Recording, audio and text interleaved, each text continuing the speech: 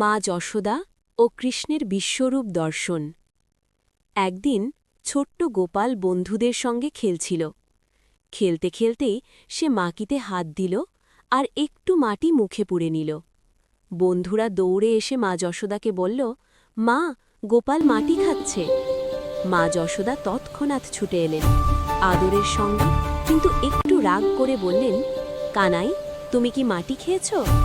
গোপাল মিষ্টি হাসি দিয়ে বলল, না মা, আমি কিছুই খাইনি। কিন্তু বন্ধুরা জোর দিয়ে বলল সে মাটি খেয়েছে। তখন মা যশোদা বললেন, আচ্ছা, যদি না খেয়ে থাকো তবে মুখ খুলে দেখাও। গোপাল ধীরে ধীরে মুখ খুলল, আর তখনই মা যশোদা বিস্ময়ে স্তব্ধ হয়ে গেলেন।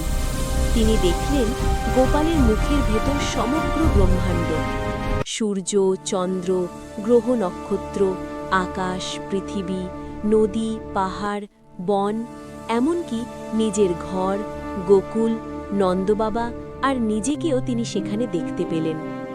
ভয়ে, বিস্ময়ে, আনন্দে তার চোখ দিয়ে জল ঝরতে লাগল। তিনি ভাবলেন, এ কি আমার ছেলে, নাকি স্বয়ং ভগবান নারায়ণ? কিন্তু পরম মায়ায় আবদ্ধ মা যশোদার মাতৃত্ব জেগে উঠল। পরক্ষণেই তিনি ভাবলেন, ধুর, এসব আমার চোখের ভুল, আমার কানাই তো শুধু আমার আদরের ছেলে। এই ভাবনা মাত্রই বিশ্বরূপ লুকিয়ে গেল।